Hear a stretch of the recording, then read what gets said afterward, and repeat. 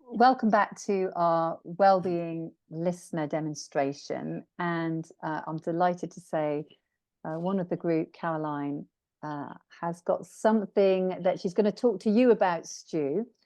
So this is a demonstration. And for the rest of the group, we're all kind of involved. And I'll just put in the chat here as a reminder what we're all looking out for. So as you listen to this conversation, I want you to reflect on what's different about this as a conversation. There may be an everyday conversation you would have with somebody. And like, what are the things that you're noticing about it? What are you noticing about it? What are you noticing in particular about Stu and maybe his language and the way that he engages with Caroline? So Stu, you've got 10 minutes. I'm going to mute myself and hand over to you and Caroline. Great, thank you, Liz. Thank you, Caroline, for volunteering. So I saw a bit in chat. It's about your son, and he's in Australia. So do you want to tell me just a little bit more about what's going on, and we'll have a conversation about it. Yeah, he was due home at Christmas, but didn't get home because he's been there just over a year. He had to move accommodation, and he's struggling with trying to get a job. It's peak season, and it's more he's very low in terms of he's fighting it tough. But for me as a parent, with him being so far away, I'm trying not to I feel a bit helpless as a parent, even though I know, and I think this is a wee bit of intellectually knowing that I know he's going to be fine, and whatever happens, that's all part of his journey. And I shared that with him this morning. But yeah, I still feel a bit helpless. So what's your son called? Ryan, or Rain. Rain. Yeah. You call him Rain, okay. Yeah. And how old is Rain? He's 26. Okay. And you say he's been in Australia for about a year, just over a year. Yeah. Which part of Australia is he in? Melbourne. Right. Okay. And what was the purpose of going there? He, I guess, was fed up with life here, and wanted to travel. And I thought he was going to go to somewhere in Europe, and he chose the furthest place away, in Australia. And he went over on his own, and he chose Melbourne, and just loves that loves the culture, just loves, it's a different way of life. There he was doing well in terms of different jobs, and then went and done his farm work. And when he'd finished his farm work, he had the hopes of coming back, getting what he calls a proper job, and then being able to see a bit of Australia and travel while kind of having a job. And all of that, all his hopes have been kind of dashed, in and around that. So yeah, he was fed up here, but now he's over there. He's kind of no job, had to move accommodation, and we have helped him out, emotionally and financially. Yeah, and don't know where I'm at in terms of my feelings around it, in just feeling helpless. But he absolutely loves it over there. He loves the lifestyle. And yeah, he's just feeling a wee bit lonely at this particular time. So I know he's going to be okay, but I still battling with something around, maybe a wee bit of worry about him. Yeah. So Rain, there's some real positives in what you've said. What I've heard is, he really loves the culture, he loves the lifestyle. Presumably that part of Australia as well is a beautiful, is the Gold Coast. It's extraordinary part of Australia, and by the sound of it, he's had some jobs and he's done some farm work, and That's come to an end. And did I hear you say that he's been struggling to try and find the next job? Yeah, Yeah. okay. And so there's something else that you said or that I picked up, which was, you're just not quite sure. There's maybe a bit of worry for you. Would you say a bit more about that? Yeah, I mean, at the core of me, I know he's gonna be okay, regardless, even if those circumstances don't work out the way he wants. But there's still a wee bit of a worry. I'd love him to see that, but there's still a wee bit of a worry. I don't actually know what the worry is. It just plays at the back of my mind. So it's a really lovely question in the sense of tell me a wee bit more about that. I guess I'm worrying, but I'm not even kind of thinking through what you're actually worrying about. Um,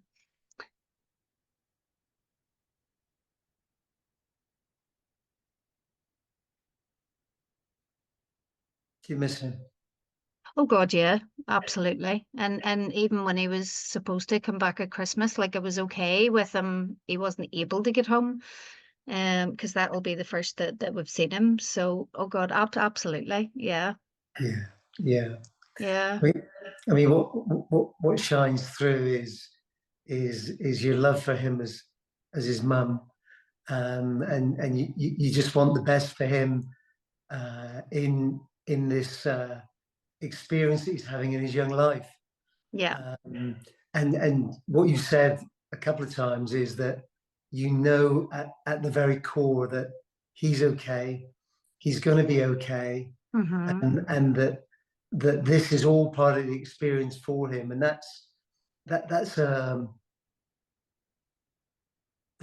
comes through really strong in what I've heard you say, and also that it's the same for you too, isn't it? That there'll be the thoughts and feelings, and we've touched on this in the introduction this evening, haven't we? That how our thoughts and feelings can veil our sense of well-being, which can manifest itself in worry, anxiety, dramas, and so on. I just wonder if in this conversation you're really able to see that whatever happens is going to be an amazing experience for Rain, and it's a very natural expression that I'm hearing of your love for him, as his mum, and the real strength that you have in supporting him, you and your family supporting him. It's yeah, it feels lovely. It feels really nourishing.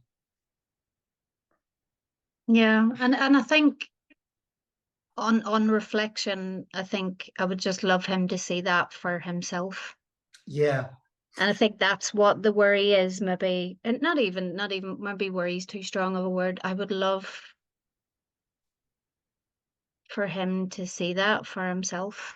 I think yeah, that's what plays on my mind rather than, yeah. And from what you know and what you understand, how might you do that? oh,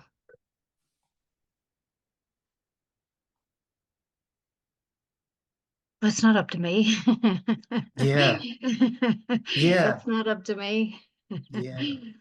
Yeah. And no, that comes back to the thing that you pointed out in chat, that you're resisting trying to fix, Mm-hmm. and the inclination is often, isn't it, is, oh, what about this, you need to go and do that, blah blah blah, and I'm not hearing that from you, and I think that's really healthy.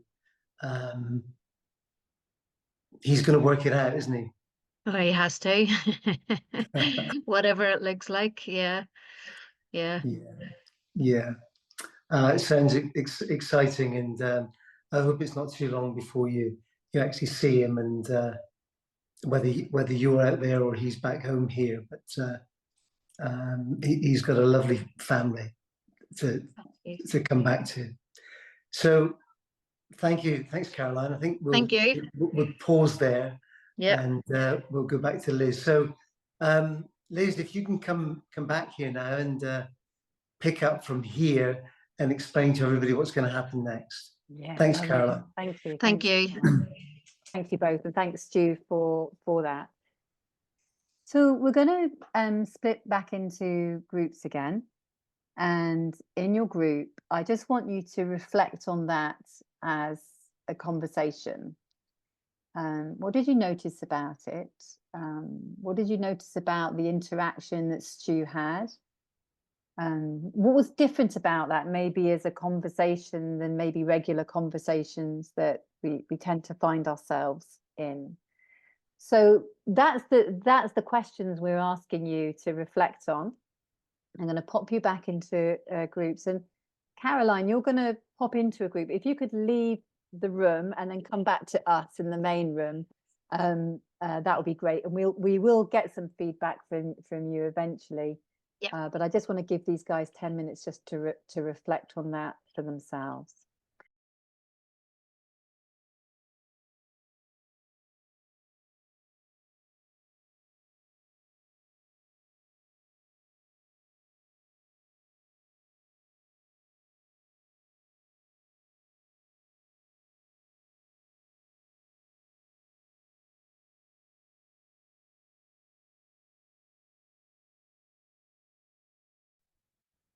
So hello and welcome back from your groups. You were having conversations about what's different about the Wellbeing listener conversation that Stu was having with Caroline. And it would be really lovely to hear from both groups to see what you were having conversations about. So let me go to group number one, which we've got Helen, Leslie, Lucy and Maria in that group.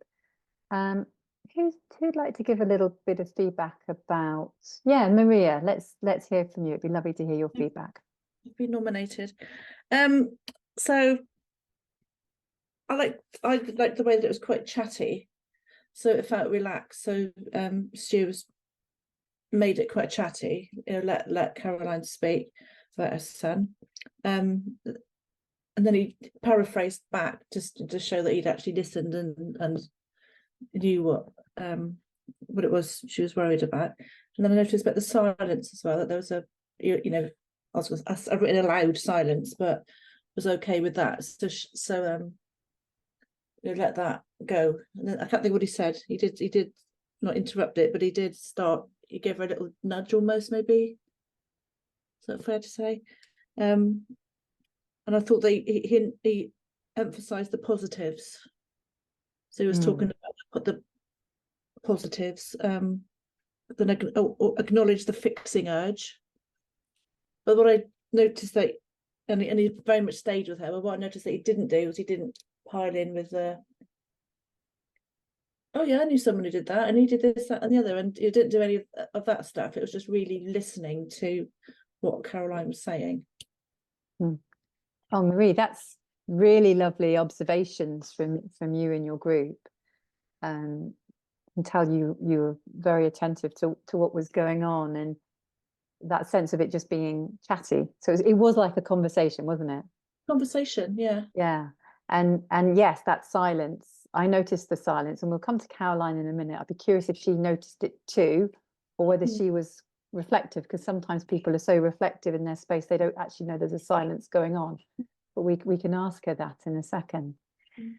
And you're absolutely right. You picked up probably what the key difference is. That maybe in an everyday conversation, we might chip in with, oh, he'll be fine, or my friend's son went to Australia, and what he needs to do is he needs to phone up this number and then he'll do this. There was none of that in there, was there? It was just, as you so beautifully pointed out, it was just a really super listening space. Yeah, great. Lovely observations, Maria. Thank you very much. Let me come to Louise, Rebecca and Susan, what more would you like to add in your reflections about that as a conversation? Hi, I thought that when Stu reflected back, he picked up on, he said everything in a positive way. So for an example, was when Caroline said that, sorry, my cat is just jumping on me. But when Caroline said that, she said something about coming home for Christmas, and then Stu was like, oh yeah, and he's going to have a lovely family to come back to, and everything kind of, you could tell that he was listening, and he just seemed to be really reflecting back quite positive things and nothing in a negative way out of the conversation. So yeah, that's what I picked up on. Yeah. Yes, I really get what you're saying there. He was really, I mean, this is how, I mean, we'll come to Stu as well and see what it was like for him, but yeah, it was almost like he was tuning into it's almost, I'm going to make the distinction here, because you're right, it was positive, but I don't feel it was like a false positive, like a G-ing somebody up positive. He really heard something about this solid, loving family, and he just fed that back to Caroline. Does that make sense? Yeah. He wasn't trying to make her feel better. And I think you're absolutely right. That's what he was listening out for. And then he was holding up a mirror and reflecting it back to her. So that's really very, very astute observations there. That's great, Louise. Thank you. Thank you. Thanks. And anyone else, any other observations from either group about what you noticed about that? Lucy? I think one of the things that I picked up on was at the beginning when Caroline was saying about how she had a kind of a niggle of a worry, but didn't quite know what it was, but knew there was something in the background.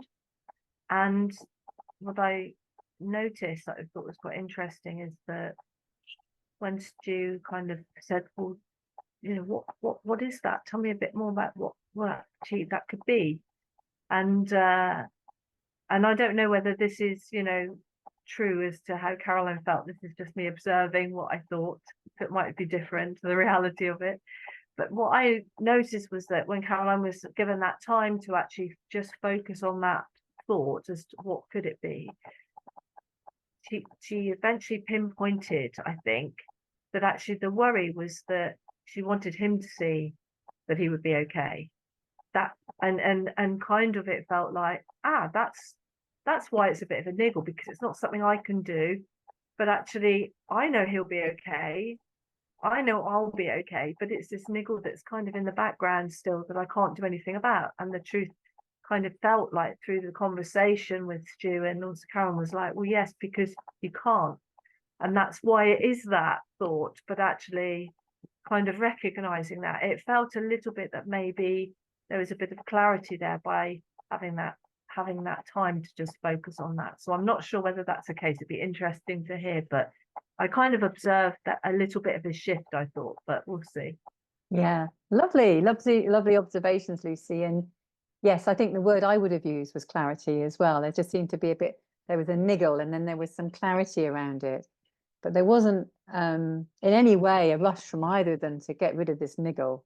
It was like, oh, that's interesting. That's what this niggle is. And in the seeing of it, there was just kind of looking it in the eye, just kind of being okay with it. That was what I picked up. So, Caroline, it'd be lovely to come to you, and then I'm going to come to. Just before you do that, yeah, Rebecca was going to. Oh, beg pardon. Thank you, Rebecca. Can I come to you first? I was, but I think it's kind of been said. But yeah, I guess maybe it sort of slightly reinforces what others have said. But I think and I'll be really interested to hear from Carolyn, I think, how she felt it. But I was imagining being Carolyn in that situation. And I guess in those normal conversations or thoughts, either with ourselves or other people, there's a lot of talk around the problems and the anxieties within a situation like that we can all identify with. And I think that the focus tends to just stop there.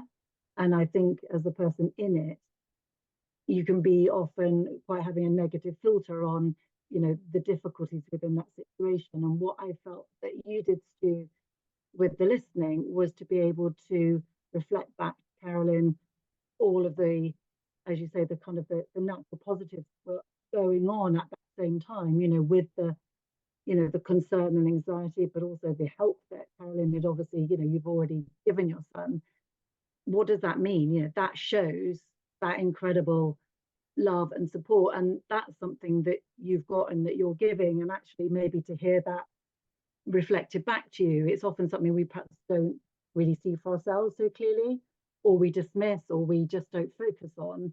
And actually, that's a, I don't know, to me that just felt like a really valuable thing for someone to be able to just hold the mirror up and say, look at all the good stuff that's there too, and that's the strength, and that's the well-being. And I don't know, that felt like a really valuable thing to be able to offer. So I don't know. That was just Oh, well, that's lovely. It's a lovely observation, Rebecca, and it really does, you know, resonate with what well-being listening is all about. And let's go to Caroline and see.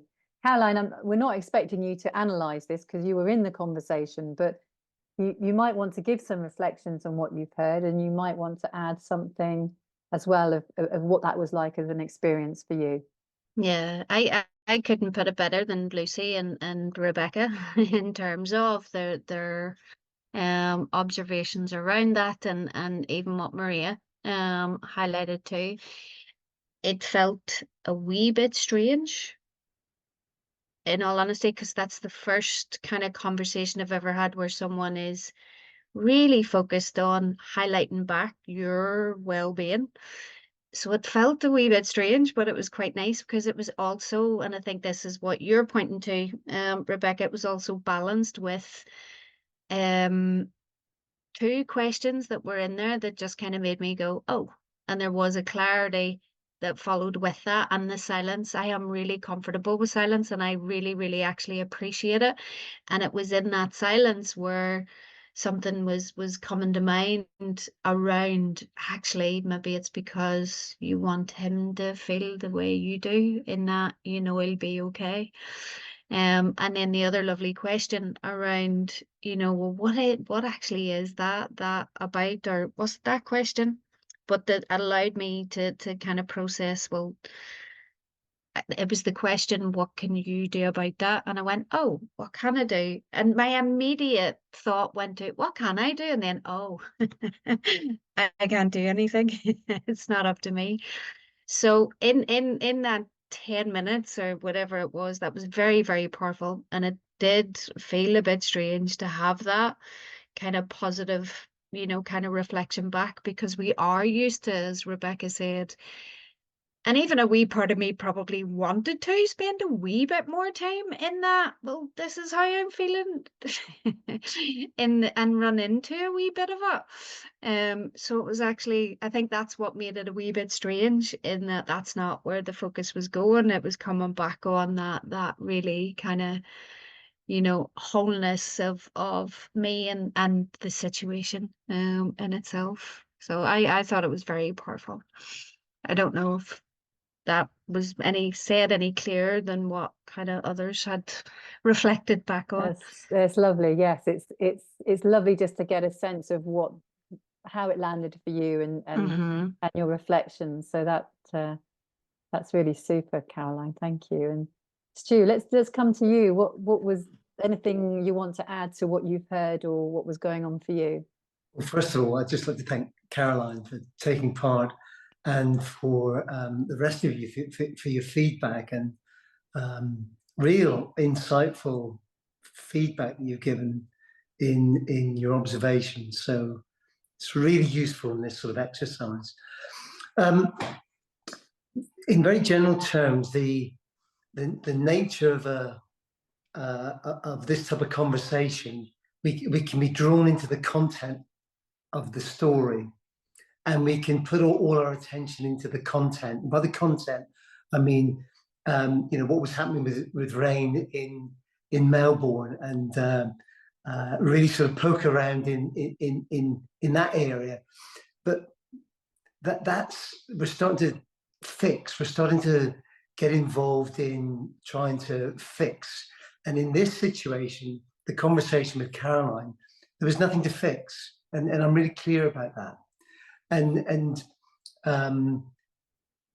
I see my role as in a wellbeing listening conversation is point to that resilience and well-being that was shining through. And you know, we were all witness to that with Caroline. You know, this loving mother, concerned about her son 12,000 miles away.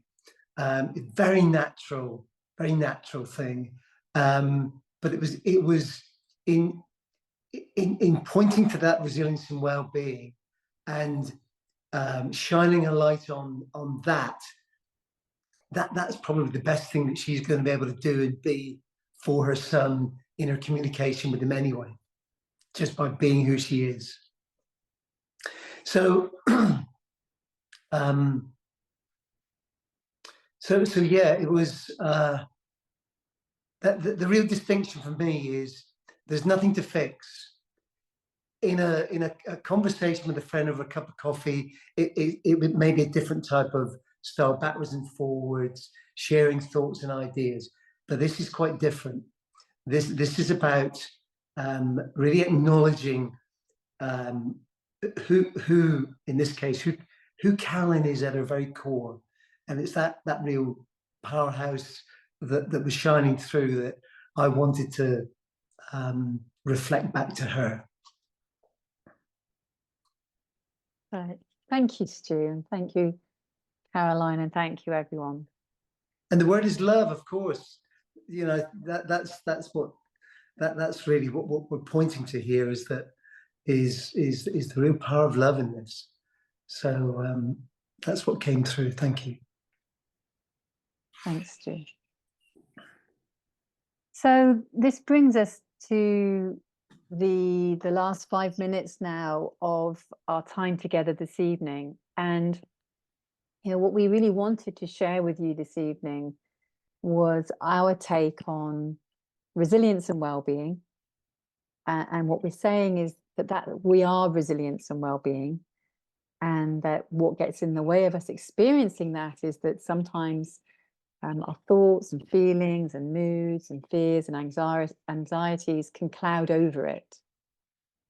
But the difference between a well-being listening conversation and an ordinary conversation we might have with someone is that we're not going in trying to fix somebody's thinking or anxiety or worry. That's not what we're doing.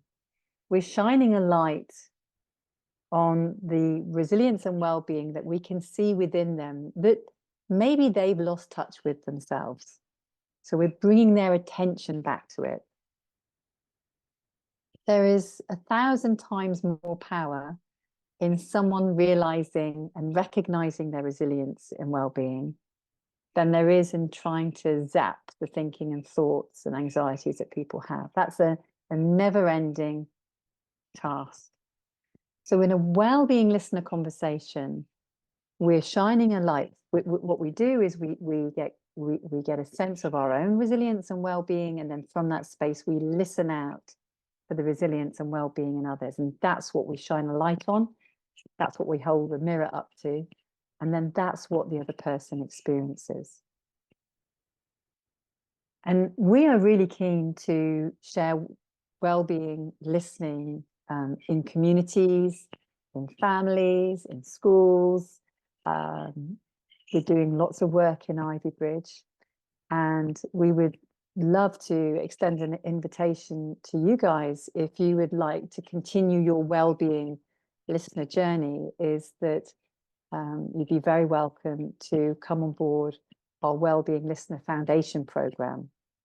I was going to ask Lucy to say a couple of things about your experience of the Wellbeing Listener program, Lucy. Not too long, just a little flavour. What are you trying to say?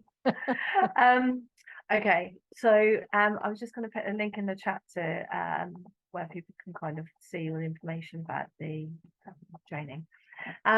So for me, I found it completely life-changing, and those who know me, like Maria and others, will be testament to that, because they were the people who'd be on the end of the call with me going, oh my God, I can't deal with this, I can't face the day, I can't, how am I going to sort this, and worry about my kids, my family and my job, and all these things, getting caught up in all that thinking, and used to cause me a lot of sleepless nights and a lot of stress and worry, and not being able to help people. But since doing the wellbeing training, what I've learned is a couple of things. One is, for me, I don't have to fix, it's not my responsibility.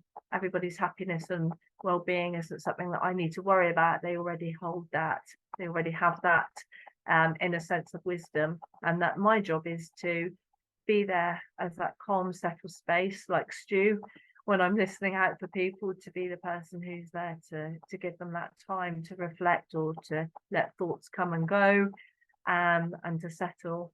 And also, for me, also it's meant that not just for myself, where I can find that I notice, and I think Helen and Helen, Leslie, and a couple others said this, that you kind of catch yourself thinking, going off into these spirals of thoughts that are just thoughts.